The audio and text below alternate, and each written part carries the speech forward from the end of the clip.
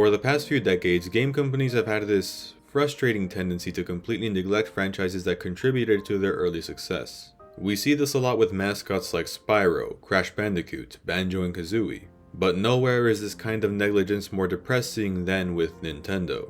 F-Zero hasn't had a new installment since the GameCube. Kid Icarus was revived only to be tossed back into the vault and has been MIA since 2012. Star Fox is suffering a similar fate. If you aren't Mario, Zelda, Pokemon, and I guess Splatoon and Animal Crossing now, chances are that Nintendo will refuse to give you attention simply because you aren't guaranteed to rake in billions like those other games. There was a time where it felt like Metroid was atop that high pedestal. New entries were being made at a respectable rate in the 2000s, but this was mainly because of how well received a lot of these games were by critics, not because of how they performed sales-wise. Metroid isn't very big in Japan, and its highest-selling game didn't even ship out 3 million copies. Compare that to the best-selling Mario game and yeah, Metroid isn't exactly earning the big bucks for Nintendo. For the series to remain on their radar, it had to continue doing well in terms of accolades, but this streak would be broken in 2010 when this hit store shelves. This Metroid game hurt for 2 reasons. 1, it was shit, and 2, it effectively functioned as Nintendo's excuse to take the Metroid name off of their list of preferred IPs. This marked the beginning of the great Metroid drought of the 2010s. Rumors floated around of new Metroid games being developed for the Wii U and 3DS for years, but Nintendo's silence was more telling of what was truly going on. Metroid was now on the same level as F-Zero, Kid Icarus, and Star Fox. At best, the series would be acknowledged in the new Smash Bros., but we'd be foolish to expect anything beyond that. And then in E3 2015, Nintendo delivered one of the most polarizing trailers in their catalog.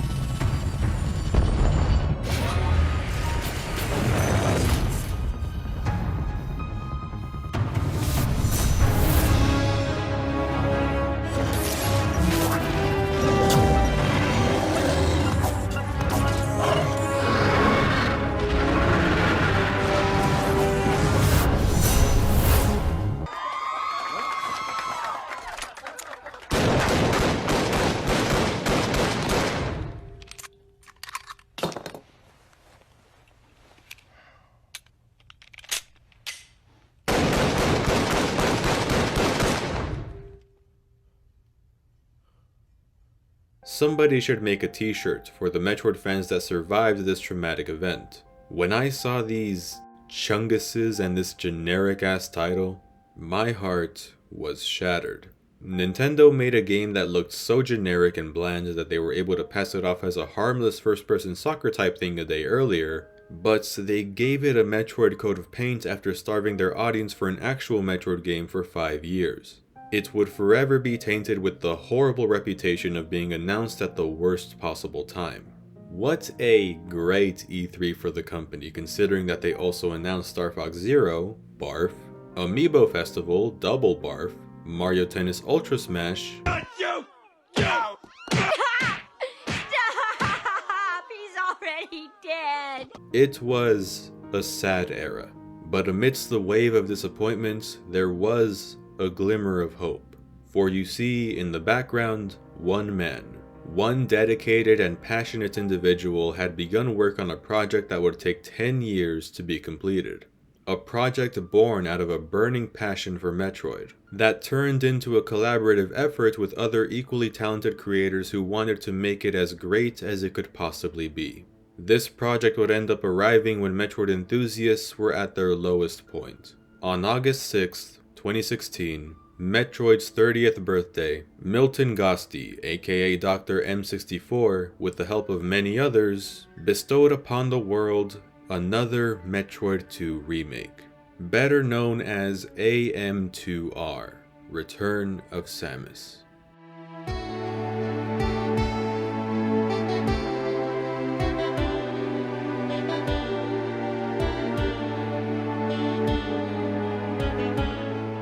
The concept of a remake of Metroid 2 can be dated as far back as the 90s, where a screenshot from a German Club Nintendo magazine featured an image of a Game Boy Color playing what appeared to be a DX version of Return of Samus. As far as I know, I don't think it was ever officially confirmed whether this was actually a real screenshot of a Metroid II Remake that was being worked on.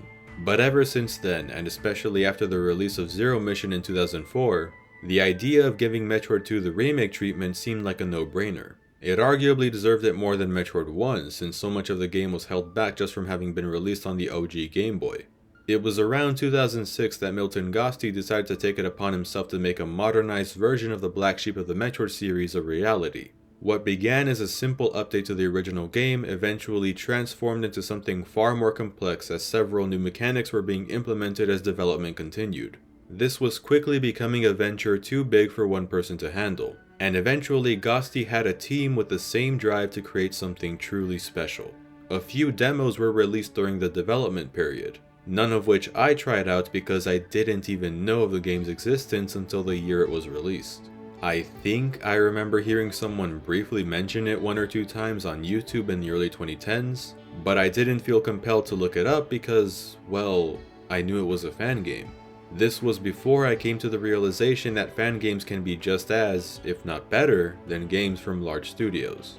It wasn't until the game was close to being completed that it came to my attention again, and I decided to watch a trailer. And holy shit, I can't believe that I hadn't looked this up sooner. This looked like a real Metroid game, an actual legit official remake of Metroid 2 in the style of Zero Mission. I honestly couldn't believe my eyes. It was of course a Windows release and I had a Mac, but I didn't care. I convinced myself I was going to find a way to play this when it came out. But before I even got the chance to play it, that's when Nintendo hired Frank Sheeran to paint a house. The official AM2R site that hosted download links for the game was hit with a DMCA takedown notice, and despite Gosti intending to continue to make improvements to the game in private, he received another DMCA takedown request on September 2nd, preventing the man from working on AM2R any further. Now, nearly everyone who has covered AM2R on YouTube has given their 2 cents on this whole debacle, and I don't want to get into it too much here. Not because I'm afraid to voice my opinion on it, but because it represents a much deeper and fundamental issue with Nintendo's morals that would warrant a whole other separate discussion to do it justice. Instead, let me talk about the reception of this game.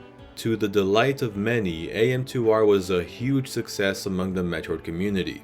It garnered impressive accolades for its production value and overall quality, with many sharing the same sentiment that this really didn't feel like a game that was only made by a few people. AM2R raised the bar for what a fan game could be, and Milton Gosti's talent was even noticed by big names in the video game industry. Almost exactly a year after AM2R's release, Gosti announced that he was hired by Moon Studios to work on none other than a Metroidvania as a level designer, specifically the sequel to Ori and the Blind Forest, Ori and the Will of the Wisps. The Ori team effectively pulled a Sega, seeking out an independent developer to work on a big budget video game. I know this is about 5 years too late, but huge congrats to Mr. Gosti for this accomplishment. While a bit of AM2R's history is tainted by some controversy, it's impossible not to bring it up when discussing the game because the rest of the story is very interesting, uplifting, and inspirational. Speaking of story, how about we start talking about the actual game and begin with a quick synopsis of the plot. Like with the Zero Mission video, I won't focus too much on it since this is a remake of an older game that shares 99% of the same narrative beats. The Galactic Federation one day comes to the decision that getting rid of the Metroid species is the most surefire way to keep the galaxy safe.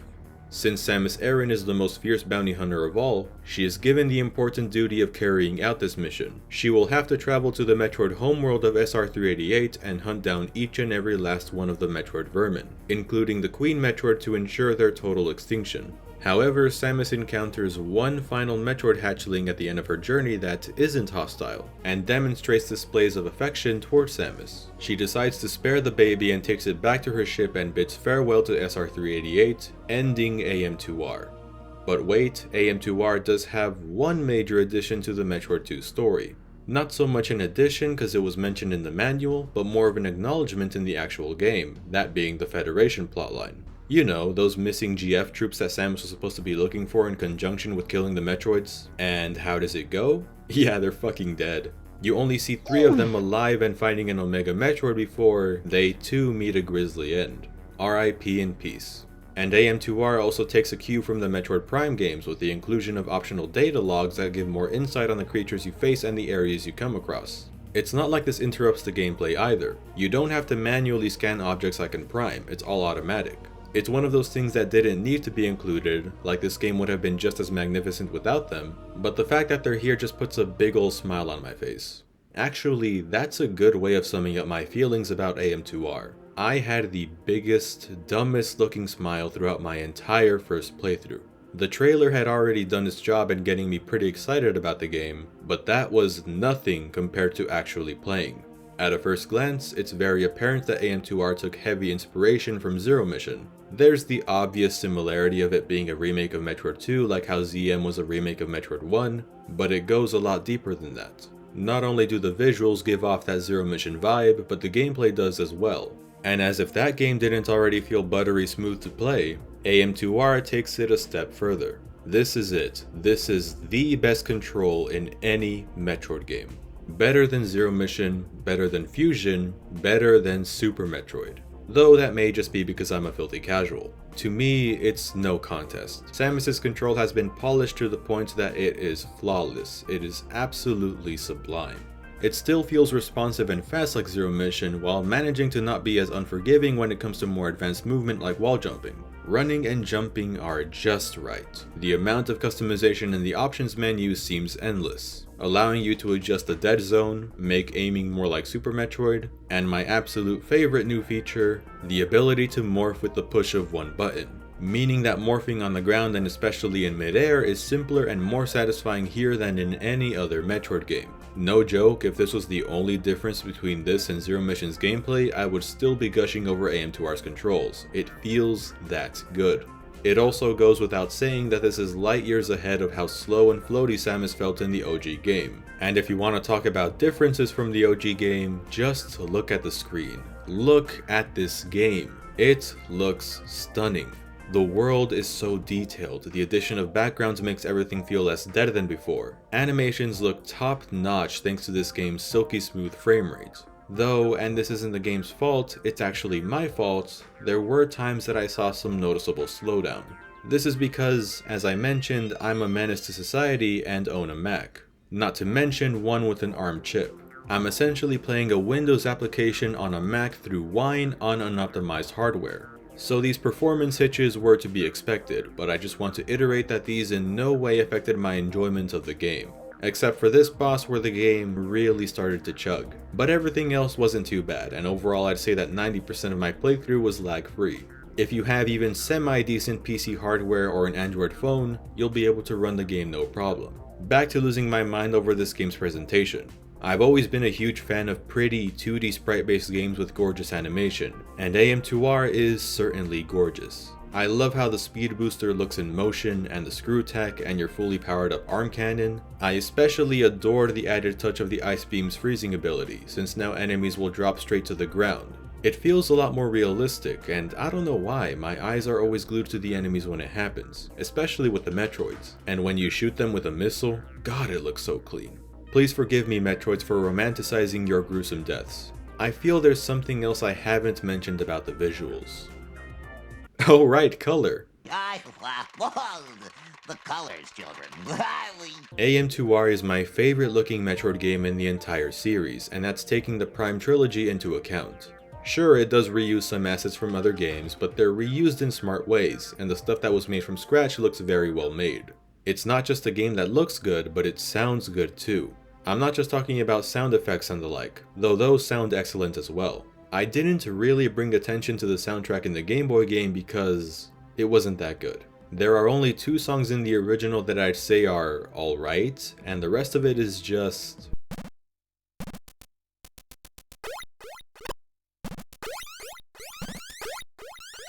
what's the word? Oh right, non-existent. AM2R puts that original score to shame, which I guess is unfair to say since it was a Game Boy game, but like... this is pretty pathetic. Every song from Metroid 2 has been completely redone and they are a joy to my ears. I think the title theme is the best title theme in the entire series now. The melody and this arrangement are catchy as all hell. And this is true for every other piece of music here, including the ones exclusive to the remake. A lot of these tunes reminded me of the Prime games. The soundtrack goes for a more techno and electronic sound than any of the other 2D games. And strangely, I think it really fits SR388. The Golden Tempo is a great example, and is also one of my favorites in the game. Take a listen.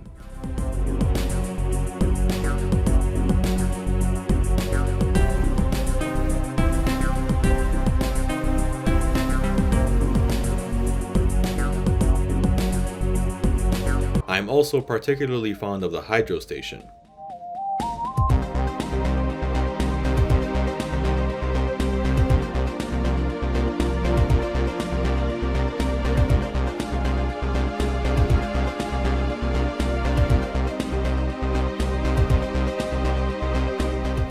On a technical level, AM2R knocks it out of the park, but great graphics and music wouldn't matter much if the game wasn't fun to play. Well, I already mentioned how much I love the gameplay and controls this time, but as for everything else... who am I kidding, it's bloody amazing. AM2R adds a map that was sorely lacking from Metroid 2, and just like the other games with a map function, it is very useful. And now the in-game Metroid tally reflects the total in the area you're in, and not the total overall, making the Metroid hunting much more clear. Since Mr. Gosti still wanted to stay true to the spirit of the original game, AM2R itself is more streamlined than Zero Mission. For the returning areas, the level design has very much been refined to be less repetitive, but it still retains the look and various landmarks from Metroid 2 that fans who have played the Game Boy game will certainly recognize. For the most part, the game still consists of a bunch of caverns you have to explore to find the Metroids, and the lava lowers with the more Metroids you kill. Thanks to the camera being much more zoomed out and the geography not looking so boring anymore, I never reached the point where the game started to feel monotonous. I think it helps that, like Zero Mission, AM2R also adds in a bunch of new areas to spice things up for Metroid veterans. A mining facility, a hydro station, a power plant, and a short, albeit creepy, abandoned Galactic Federation ship filled to the brim with corpses. Because of all of these added regions, I think I can get away with saying that AM2R's rendition of SR388 is the biggest map in the 2D games we have seen. These locations are all massive, but thankfully not to the point where it feels overwhelming or that there isn't a lot to do or see. The game's progression is also smartly thought out. Gosti and his team knew that Metroid 2 goes for a pretty linear take on the Metroid formula, so AM2R was designed in a way that backtracking is rarely required, both for simply doing the bare minimum and going for 100%. While I wouldn't say that last part is quite on the same tier as Super Metroid, fully completing the game is nowhere near as arduous as Fusion or Zero Mission. And for the times that you do have to get a little sidetracked, the inclusion of these new water pipes and contraptions are an intelligent way of minimizing the amount of walking you otherwise would need to do. Because of this, I'm finally not gonna bitch about getting 100% this time around. I'll save it for later. There's plenty of stuff to keep you occupied as you run through the world. And I'm less so referring to the SR388 inhabitants you'll be fighting along the way, and more so referring to the power-ups and bosses you'll be running into. Let's get the power-ups out of the way first, since if you've been watching my Metroid videos up to this point, you probably already get the gist. Similar to Zero Mission, AM2R brings back the upgrades from the original game, and also adds some that weren't there the first time. Samus once again starts off with a default Power Beam and Power Suit, Morph Ball, 30 missiles, and now is also equipped with the Power Grip from the Game Boy Advance titles. As you trek along, you'll start collecting the usual staples like the Spider Ball, Bombs, High Jump Boots, Screw Attack and Space Jump, Speed Booster, Super Missiles, Power Bombs, suit upgrades of the Varia and Gravity variety, and beams, with the benefit we're accustomed to at this point, which is that they stack. As always, your ammunition and health can be expanded by nabbing their respective tanks hidden throughout the planet, which you're gonna want to try to grab as many of as you can, because unlike Zero Mission where the power-ups broke Metroid 1 in half and made the game super easy, AM2R isn't afraid of giving the players a challenge.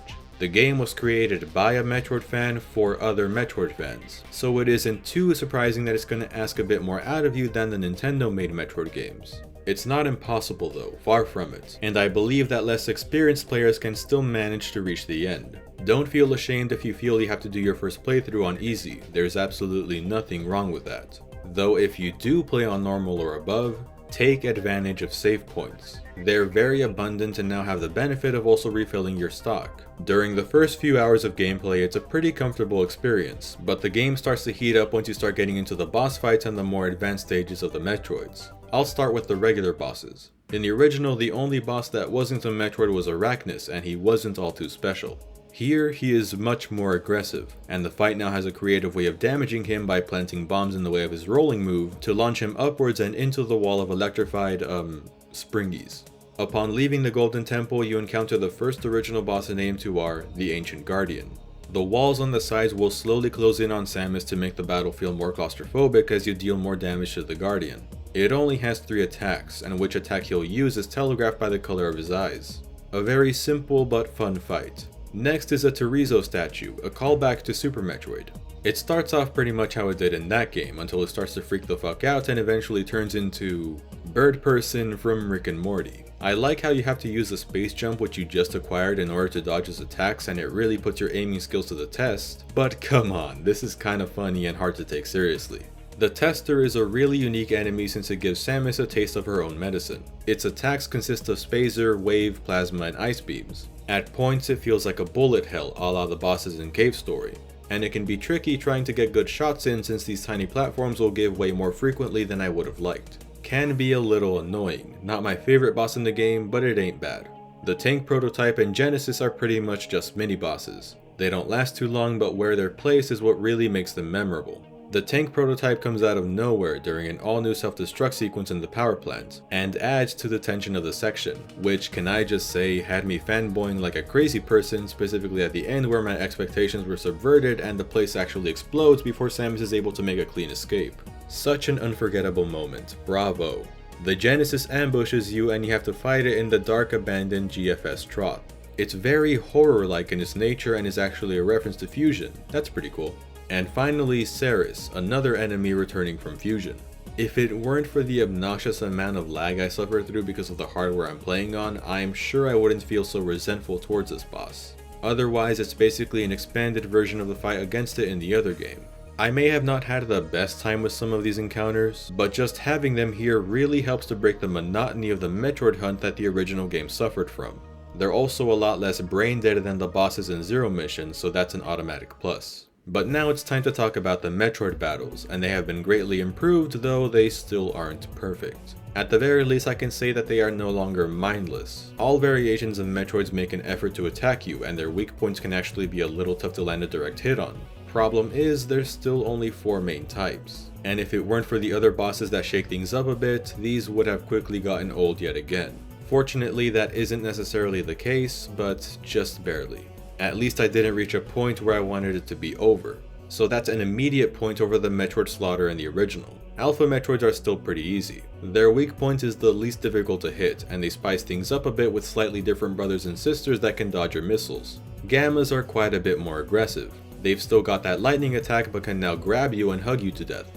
When you encounter the first Zeta, this I believe is when the game starts to become a tad more demanding. Zetas don't fuck around, they're a lot bigger, can spit out acid, do a bull charge, and can even deflect your attacks. You've gotta stay on your toes when you get in a brawl with one of these. And that goes double for Omega Metroids. Just like in Metroid 2, there's not a lot of these, but also like in Fusion, they're gargantuan. They've got some meat on their bones, and their stature isn't just for show. They now have Fire Breath and a ground stomping move that can knock you on your ass.